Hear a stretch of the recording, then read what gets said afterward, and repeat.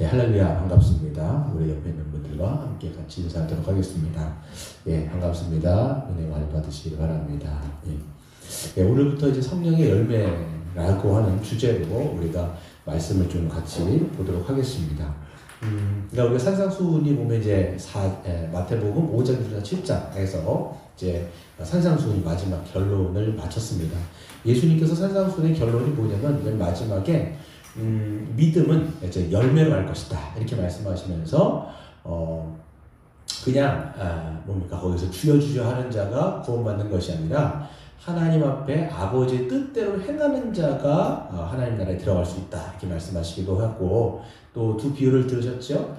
이 집을 세우는데 한 사람은 이제 그 반석 위에 집을 세우는 사람이 있고, 또 한 사람은 모래 위에 집을 세우는 사람이 있는데, 이 반석 위에 집을 지은 사람은 뭐냐면 바로 하나님의 말씀을 듣고 또 행하는 자인 거죠. 근데 이제 모래 위에 집을 지은 사람은 어떤 사람이냐면 듣기만 하고 행하지 않는 사람 이렇게 말씀합니다.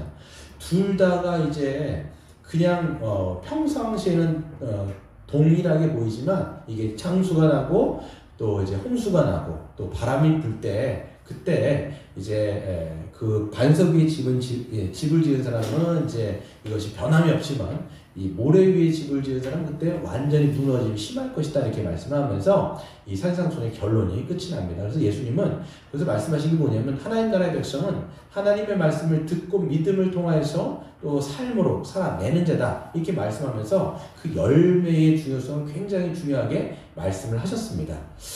그렇기 때문에 이어서 제가 볼 수 있는 것은 뭐냐면 그럼 그 열매가 뭐냐라는 것들을 우리가 성경을 통해서 우리가 연구하고 또 그것들을 한번 좀 찾아가 볼 필요가 있겠죠.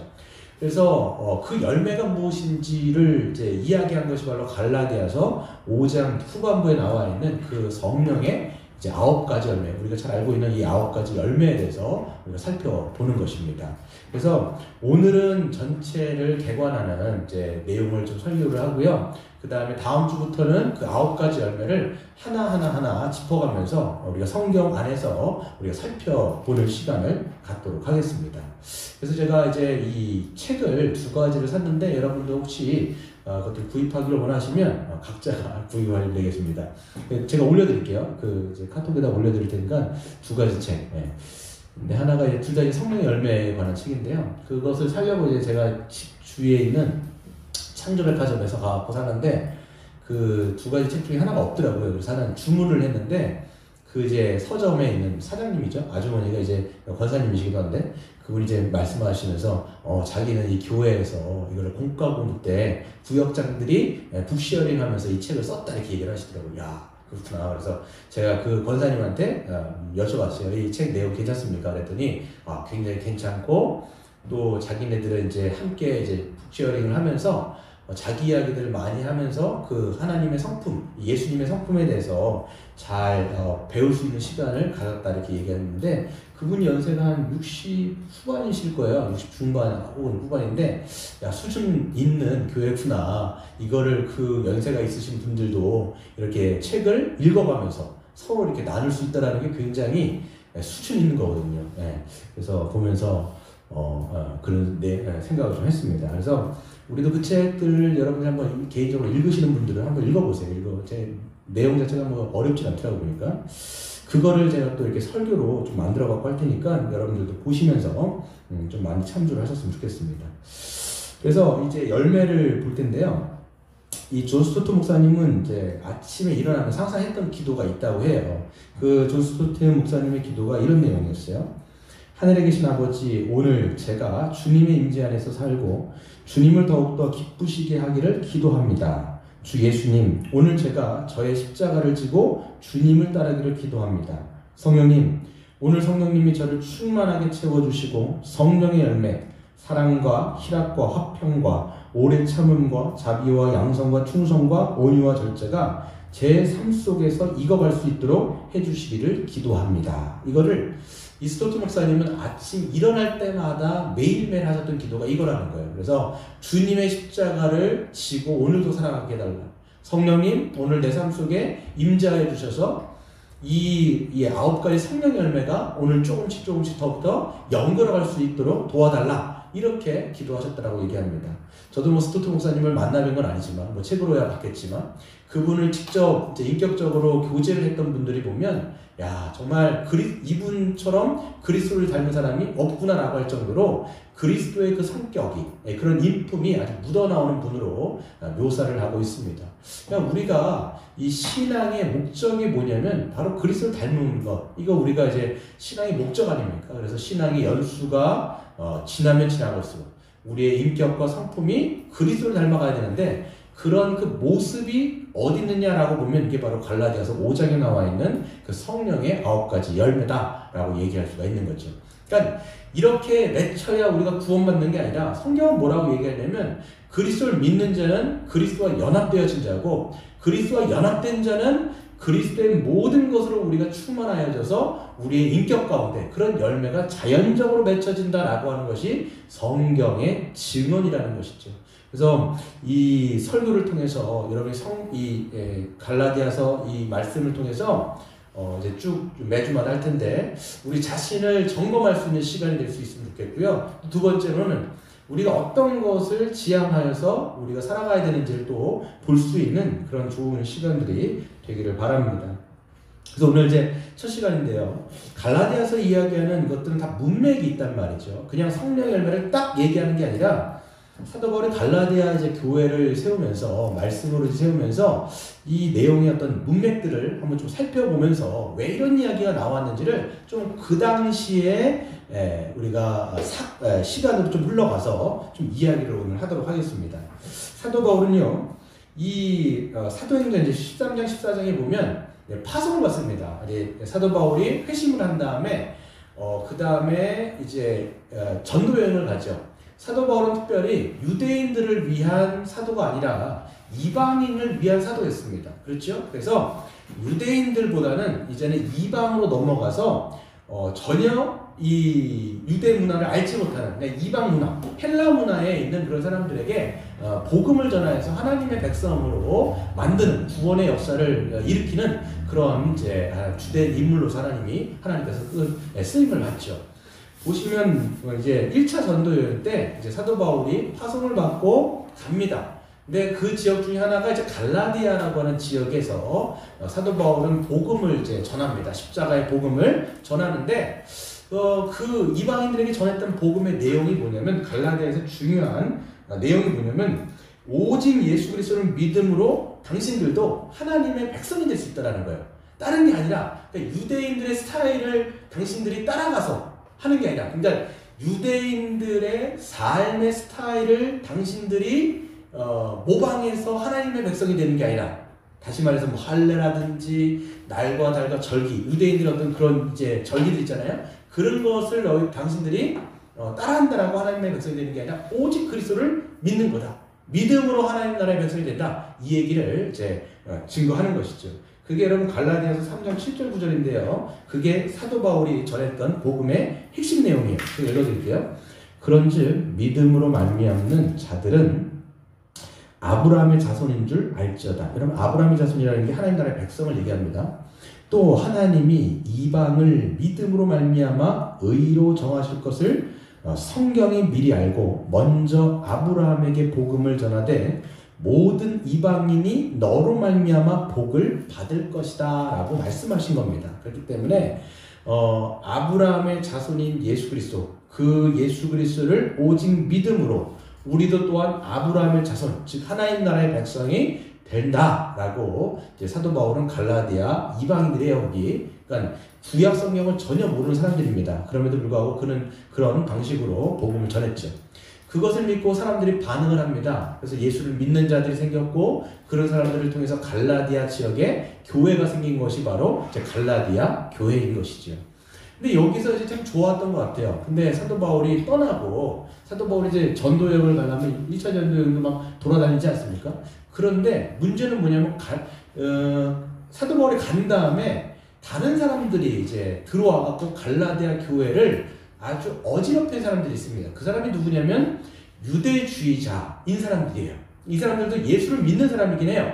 근데 불구하고 유대주의적인 문화가 굉장히 강한. 그러니까 이 사람들은 뭐 태어나자마자 유대교 문화 안에 자랐기 때문에 자기들의 어떤 전통과 문화가 강력하지 않겠습니까?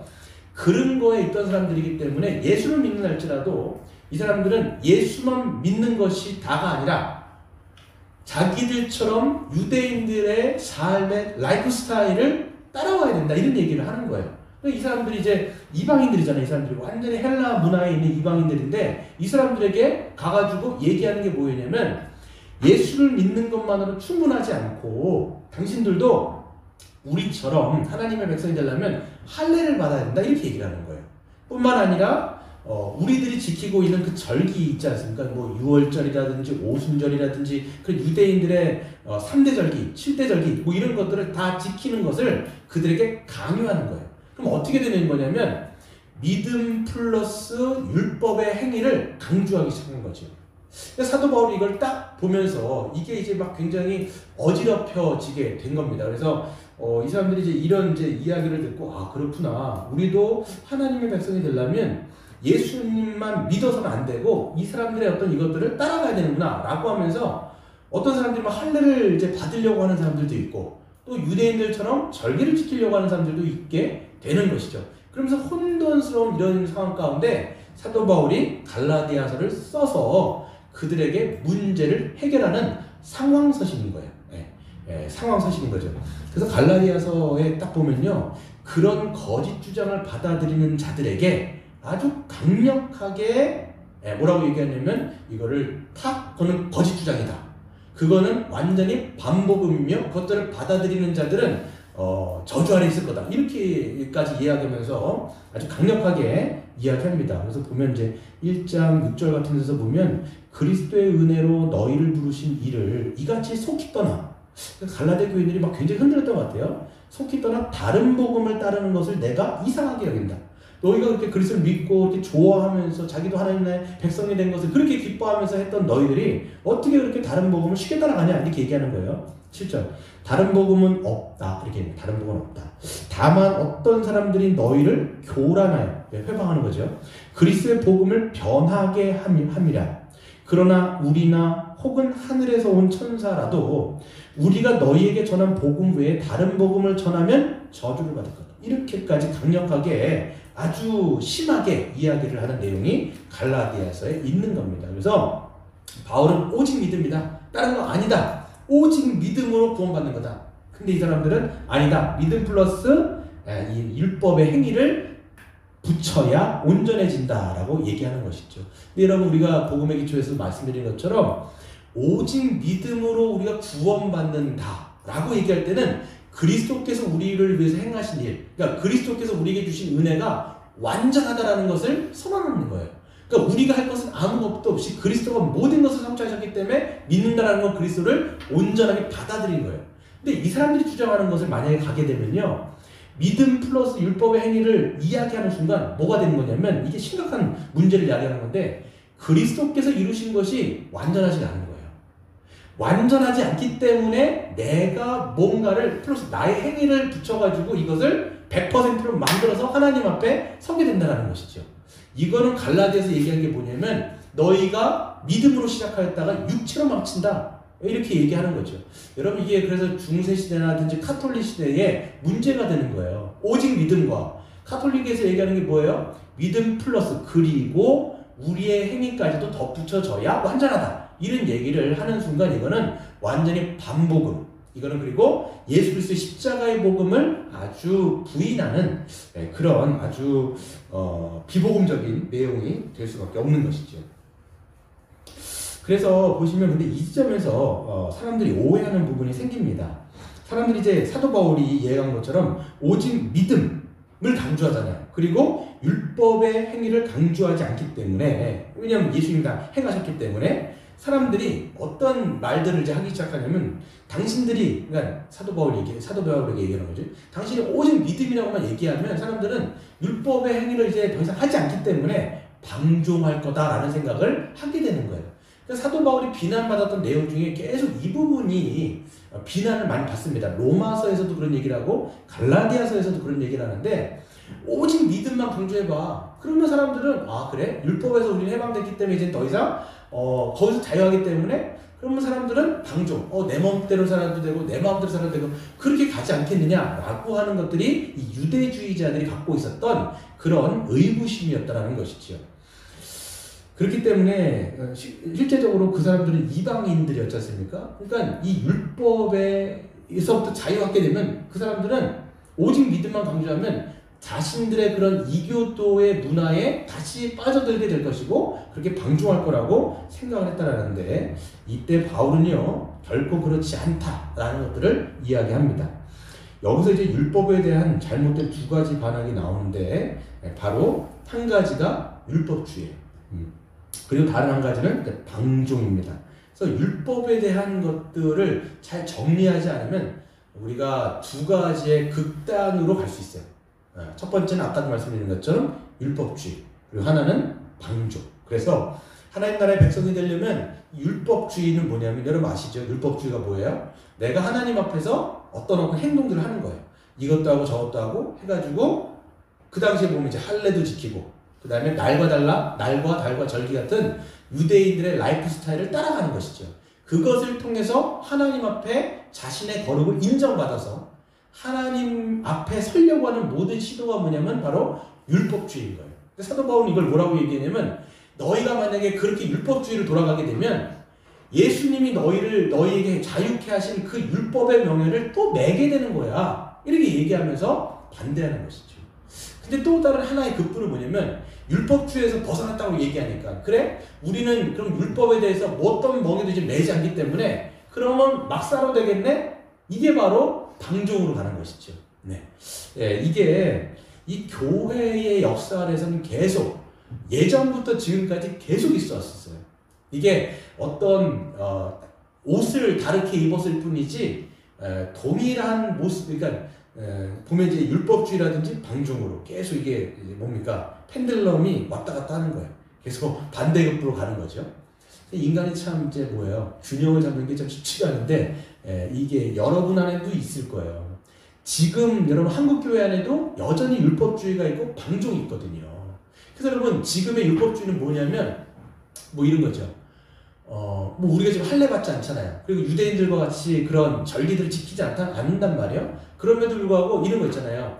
뭐 주일 예배, 그 다음에 새벽 기도, 뭐 수요 예배, 뭐 이런 거 등등등. 교회 안에서 세워놓은 어떤 그 율법 행위가 아니라 종교적인 어떤 행위, 이런 것을 잘 하는 사람들은 거룩하다고 생각하고, 그렇지 않은 사람들은 마치 거룩하지 않은 것처럼 생각하게 만드는, 그것을 통해서 자기의 거룩을 증명하려고 하는 그런 모습들은 다 율법주의예요. 여러분 우리 안에도 다 있다니까요. 그래서 자기가 조금만 열심히 하면 자기가 또 하나님 앞에서 거룩하다고 생각하는 거예요. 내가 한 것 때문에. 헌금을 좀 열심히 했다거나, 뭐 교회 안에서 뭔가 좀 열심히 내가 봉사했다거나, 그럼 자기 의가 충만해가지고 오늘은 내가 정말 잘 살았구나, 난 하나님 앞에 의롭다, 이렇게 얘기를 하는 거예요. 네, 다 자기 의를 근거로 해서 하나님 앞에서 자기를 참 바라보는 것들이 다 율법주의거든요. 율법주의는 항상 두 가지의 모습을 갖고 있는데, 그게 뭐냐면 하나는 우월감, 이게 자기 의에 근거한 거예요. 그래서 자기 조금만 하면 난 괜찮은 사람이라고 생각하는 거예요. 오늘도 난 괜찮게 살았구나, 이렇게 하면서 자기 우월의식을 갖는 거죠. 그런 사람들은 꼭 뭐가 있냐면 다른 사람들을 정죄해요. 왜? 내가 가지고 있는 자기의 의로 다른 사람 판단하는 거예요. 나는 하는데 안 해. 그러니까 안 하는 사람들에 대해서 계속 폄하하거나 정죄하거나 비판하면서 이렇게 공동체 안에서 사랑하기보다는 오히려 편을 가르는 모습들이 이제 이 자기의에 기초한 율법주의의 거죠. 거기에 기초한 신앙생활을 하는 문제가 있는 거죠. 또 한 급부는 뭐냐면 열등의식을 갖고 있는 사람들이 있어요. 이 사람들 실질적으로 왜 열등의식을 갖냐면 자기의 의에 근거하기 때문에 열등의식을 갖는 거예요. 그러니까 하나님 앞에 섰을 때 자기는 아무것도 못하거든. 이것도 못하고 저것도 못하고 막 하잖아요. 근데 어떤 사람은 의지가 되게 또 약한 사람이 있어요, 보면. 의지적으로 못해요, 제가 보니까. 물론 그것도 문제긴 한데 기본적인 것들도 안 하는 사람도 있어요, 보면. 그러니까 이것도 보면 그러면 자기를 또 어떻게 의식하냐면, 그래 나는 하나님 앞에 정말 자격 없는 자, 물론 그렇죠, 자격 없지요. 근데 예수님의 의로 하나님 앞에 서는 게 아니라 자꾸만 내가 했던 행동으로 하나님 앞에 서려고 하다 보니까 열등감이 생기는 거예요. 그러다 보니까 늘 자기를 하나님 앞에서 못난 자식, 그렇죠? 못난 놈, 이렇게 생각하면서 오히려 그러다 보니까 더 물러서는 거예요. 제가 성도들 가운데도 보면 계속 물러나는 사람도 있어요. 하나님은 나오지 못하고 계속 물러서는 숨어있는 그리스도인들. 예. 그렇게 신앙생활하는 것도 옳지 않아요. 옳지 않아요. 그래서 이 우월감이라든지 열등의식은 다 뭐에 기초하는 거냐? 자기의. 이건 다 뭐예요? 율법주의 안에 우리의 어떤 신앙이 있다라는 것이죠. 근데 반대로 여러분 보시면요. 반대로 보면 뭐냐면 이런 모든 거, 예수님이 우리를 위해서 다 모든 것을 다 성취하셨다며. 율법의 613가지를 다 성취하셨다며. 그러면 우리는 더 이상 어떤 것도 우리에게 요구할 것이 없네. 그러면 이제는 내가 내 마음대로 살아도 이제는 난 지옥 가지 않는구나. 이렇게 생각하면서 어떻게 살아요? 자기가 원하는 대로, 자기가 바라는 대로 그렇게 하면서 자기 멋대로 막 살아가는 방종하는 그리스도인들이 있어요. 물론 이거 방종하는 것이 말은 안 되는데, 그래서 자기 멋대로 살아가는 거예요. 이제 천국은 내가 따놓은 당상이고 이제 하나님께서 나를 하나님 백성으로 만들어주셨기 때문에 내 뜻대로 살아간다? 이렇게 살아가는데 사도 바울은 로마서 6장에서 뭐라고 얘기하느냐면 절대 그럴 수 없다라고 얘기합니다. 우리는 예수 그리스도와 함께 십자가에 죽고 다시 그리스도와 함께 새로 태어났기 때문에 본성상 새로운 존재이기 때문에 우리가 욕심대로 원하는 그런 욕심이 원하는 대로 살아갈 수가 없는 존재다라고 이야기하면서 그 방종에 관한 것도 딱 선을 긋는 이야기를 사도 바울이 하고 있는 것입니다. 그렇기 때문에 여러분 뭐냐면 사도 바울은 지금 율법주의로 가는 것, 그 다음에 방종으로 가는 것, 이 두 가지를 다 경계하고 있어요. 그럼 기독교적인 방식이 뭐냐? 사도 바울이 갈라디아에서 그럼 우리가 어떻게 살아가는 게 맞는 거냐? 율법주의도 아니라고 그러고 방종도 아니라고 그러고 그럼 어떻게 살아가는 것이 그리스도인으로서 살아가는 방식이냐? 라고 얘기했을 때 바로 이 갈라디아서 5장이 되는 거예요. 성령을 따라 살아가는 삶, 이렇게 얘기하는 거죠. 성령을 따라 살아가는 삶. 그게 바로 여러분 이제 갈라디아서 5장 1절입니다. 보세요. 갈라디아서 5장 1절을 보시면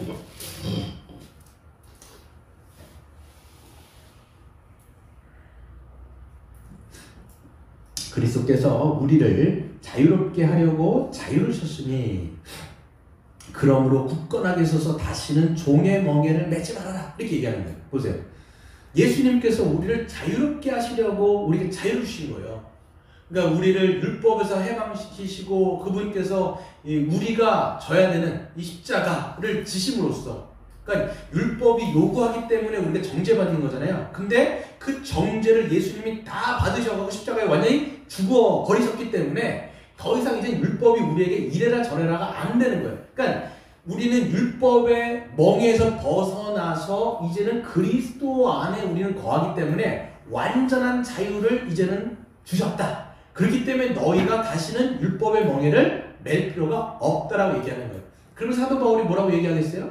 할례를 받을 필요도 없고 날과 달과 절기 있다고 같은 거 지킬 필요도 없어. 왜 그런 것을 다시 내려고 하는 거야? 만약에 너희가 할례 같은 것을 낸다고 한다면 율법은 한 가지를 받는 순간 나머지 만약에 여러분 613가지 중에 한 가지를 지키려고 한다면요, 여러분이 한 가지를 지킴을 통해서 하나님을 거룩하게 살려고 그러면 612가지 모든 율법의 요구를 다 받아야 돼요. 그럼 그럴 수가 없잖아요. 거기서부터 우리가 안 되기 때문에 예수님이 행하셨기 때문에 이제는 우리 안에 자유자다. 다시는 그런 율법의 멍에를 매지 마라. 이렇게 이야기하는 것이 바로 사도 바울이 이야기하는 내용이라는 것이죠. 그런데 또 하나가 또 얘기하는 거예요. 그럼 사람들이 이제 그러면 우리 막 살아야 되겠네? 이제는 율법이 우리를 더 이상 우리를 뭐 이렇게 요구하지 않으니까 우리 그냥 아무렇게나 살아야 되겠네? 이거에 대한 답변이 뭐냐면 5장 13절인 거죠. 5장 13절에 보시면 뭐라고 되겠냐면 형제들아 너희가 자유를 위하여 부르심을 입었으나 그러나 그 자유로 육체의 기회를 삼지 말고 오직 사랑으로 서로 종 노릇하라 그랬어요. 이제는 율법의 요구가 아니라 이제는 그리스도 안에 있는데 형제들아 자유를 위해서 하나님께서 우리를 불렀지만 여러분 그 자유를 육체의 기회, 이 육체의 기회가 뭐냐면 자기가 원하는 대로 살아가는 거예요. 내가 내 마음대로 살아가는 거예요. 그런 자유가 아니다. 이 자유는 어떤 자유냐면 다른 지체들을 섬기는 자유다. 그 섬기고 살아가는 자유다. 오히려 너희는 예수 그리스도의 종으로서 다른 지체의 종으로서 그 자유를 선용해라 라고 이야기하면서 거기서 드는 게 바로 오직 사랑으로 서로 종노릇하라 라고 얘기하는 거예요. 그러니까 여러분, 이 사랑이라고 하는 것이 바로 율법주의로 가지 않고 이 방종으로도 흐르지 않게 하는 아주 성령을 따라 살아가는 유일한 길이 바로 뭐예요? 이 사랑이다라는 거죠. 사도 바울은 이야기합니다. 할례와 무할례는 아무것도 아니로되 믿음으로 역사하는 사랑이다라고 얘기하면서 성령을 따라 살아가는 사람이 뭐냐면 사랑인 거예요. 그러니까 우리가 율법의 조항들을 하나하나 지켜서 살아가는 게 아니에요. 그래서 구원받는 게 아니라 구원받는 사람들은 사랑을 행함으로써 율법의 성취를 이룬다라고 우리는 이야기할 수가 있는 것이죠. 여러분 보세요. 율법이 요구하고 있는 정신이 뭐였습니까, 여러분? 율법이 요구하는 정신이 뭐였어요? 할례를 지키고 그런 게 아니잖아요. 율법의 정신은 뭐냐면 한 가지 사랑이죠. 그렇기 때문에 성령 안에서 우리가 사랑으로 살아갈 때 예수 그리스도의 뜻을 이루어가는 삶인 것이죠. 마찬가지로 자기의 어떤 육체의 기회로 살아가는 것들을 우리가 지향하고 주님의 뜻대로 살아가는 기결이 뭡니까? 온전한 길이 뭐냐면 사랑입니다. 그렇기 때문에 사도 바울은 성령의 9가지의 열매를 이야기할 때, 열거할 때 가장 먼저 나오는 것이 뭐냐면 또 바로 사랑이다라고 이야기할 수가 있는 것입니다. 그렇기 때문에 여러분, 율법주의와 방종에 대한 올바른 대답은 바로 사랑입니다. 사랑은 순종하는 마음으로 신실하게 하나님이 의도하셨고 예수께서 가르치신 대로 하나님의 율법에 대해서 반응하는 바른 방식이에요. 다른 한편으로 사랑은 우리가 자유를 남용해서 이기적인 탐심을 추구하는 것을 막아주는 것이죠. 그리스도의 자유는 죄의 종의 상태에서 해방시키는 동시에 우리를 전혀 다른 종류의 종의 상태, 곧 그리스도의 종의 상태로 들어가게 만드는 것입니다. 그렇기 때문에 성령의 열매를 열거할 때 사랑을 가장 먼저 언급하는 것은 당연한 것이죠.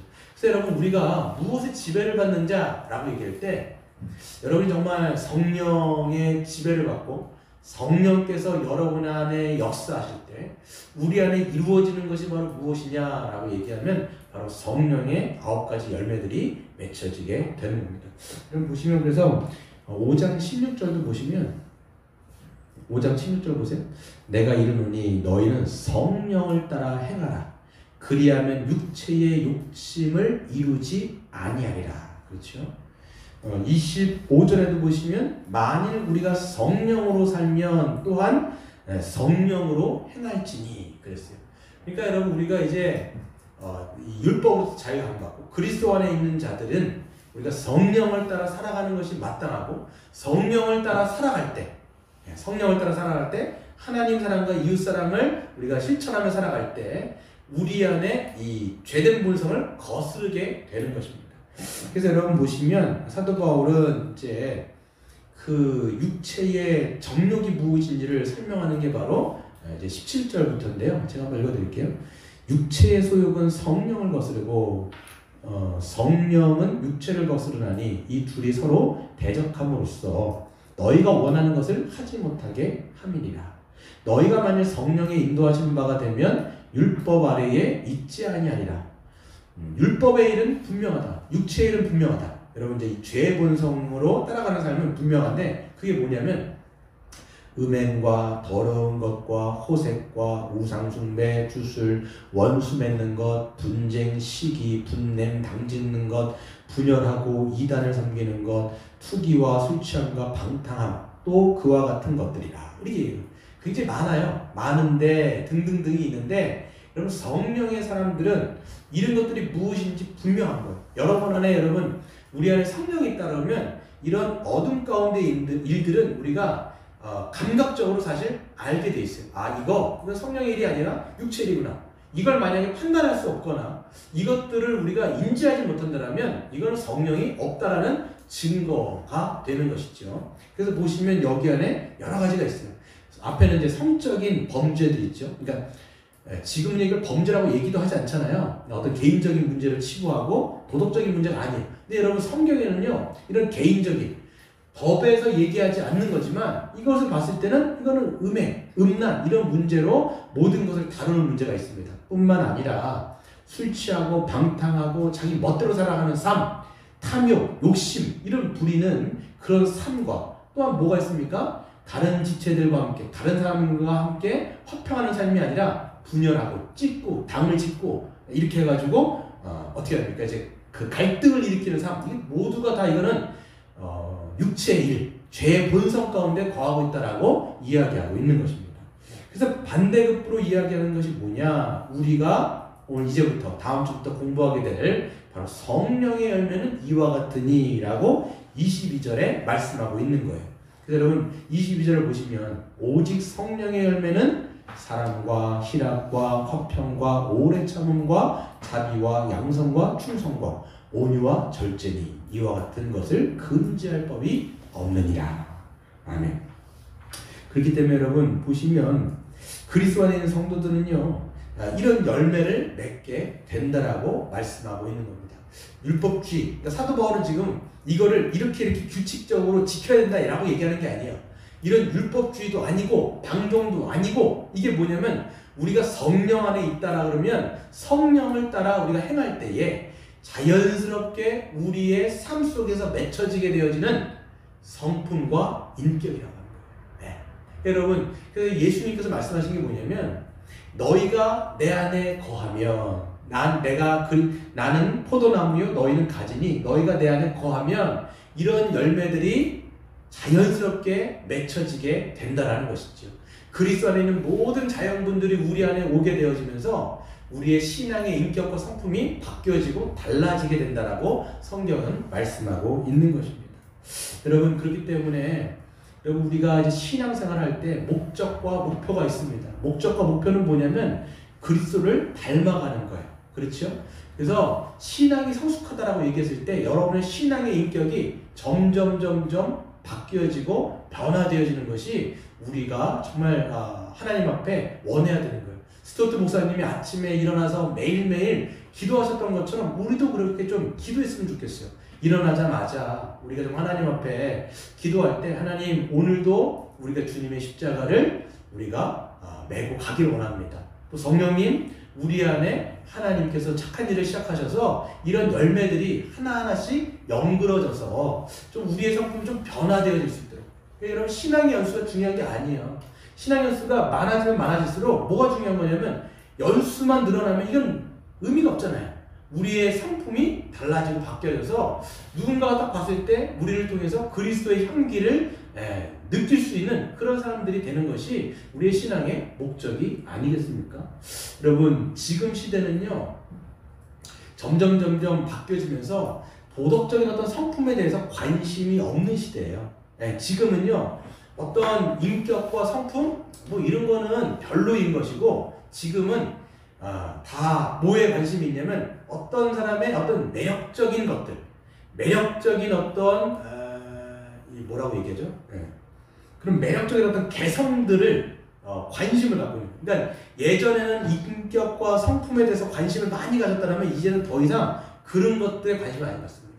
그냥 뭐 성품이 어떻든 도덕적인 어떤 것들이 어떻든 상관이 없어요. 이 사람이 비도덕적이라 할지라도 자기 분야에서 성공만 하면 그 사람이 우리가 살아가는 문화에서는 굉장히 높아 보입니다. 그 사람들이 그 사람이 어떤 전문적인 지식을 갖고 있고 어떤 돈이 많고 성공을 했다 그러면 이 사람들을 선망하는 거예요. 도덕적인 어떤 이런 것들은 상관이 없는 것이죠. 그런 것이 아니라 하나님께서 우리에게 지금 뭘 요구하시는 거냐면 바로 인격, 성품, 도덕적인 어떤 성품들이 우리에게는 더 요구되는 하나님의 뜻이 있다는 것을 생각하시고 우리의 삶 속에서 이런 열매들이 무엇인지를 알고 맺혀져가는 저와 여러분 되시기를 주의 이름으로 축원드립니다.